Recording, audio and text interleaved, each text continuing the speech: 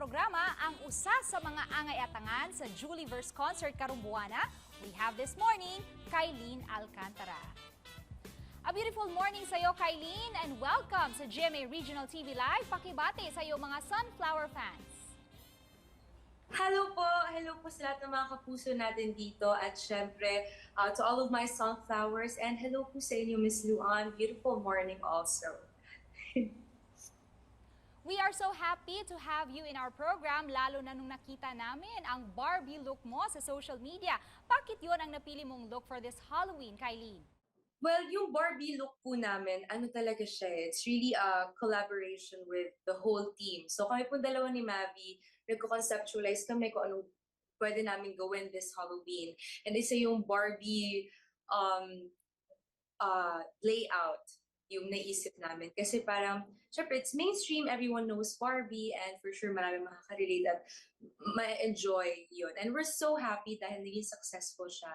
You never fail to surprise us, and speaking of surprises, may pa-surprise ka sa amin dahil isa ka sa magbibigay saya sa most awaited concert ng marami, ang JulieVerse. What can we expect from you here?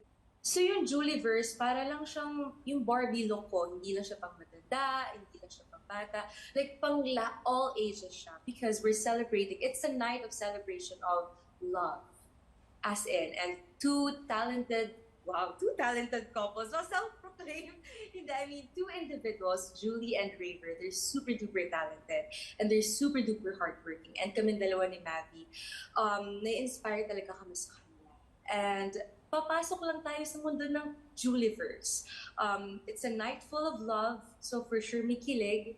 And I don't know if sobrang ibibigay ko to, pero for sure marami ding iyak. Kasi mga touching performances po talaga. What was your reaction when you found out that you were part of the JulieVerse concert, and how did you prepare for it? Dahil nga po nasabi ko na inspiration namin dalawa ni Mavi, si Julie and Raver. And ako personally, inspiration ko talaga si Julie. Kasi limitless star siya. Sobrang natuwa po ako. And para lang siyang, okay, it's work, but at the same time, it's kind of play. Kasi lahat kami magbabarkada. So lahat ng ipapakita namin doon is authentic, genuine, full of fun. Without giving too much away, ano ang mga pasabog na hindi dapat palampasin ng ating mga kapuso sa JulieVerse concert? Ano pa ba? Naku, pag nagsabi pa po ako, parang masyado na siyang ibigay. Feeling ko sabihin ko na lang, it's magical, it's heavenly, and lahat ng performances na gagawin namin is by pair. For sure, ready na din ang mga Sunflower fans mo, kaya naman kindly invite them to be part of this grandiose JulieVerse concert, and how can they buy tickets? Hello po to all of the kapusos out there, to all of my Sunflowers, Blue Hearts, MavLine fans, and of course, JulieVerse fans. Sana po panoorin niyo po ang JulieVerse concert.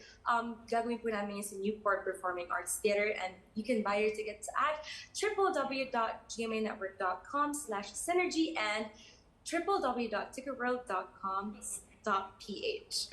Lahat po yan nasa social media accounts namin, so you can check it out. Before we end this interview, kindly sing us a few lines of your most favorite song to brighten up our morning today. Okay, dahil po ng pagmamahal to, kaya ko to.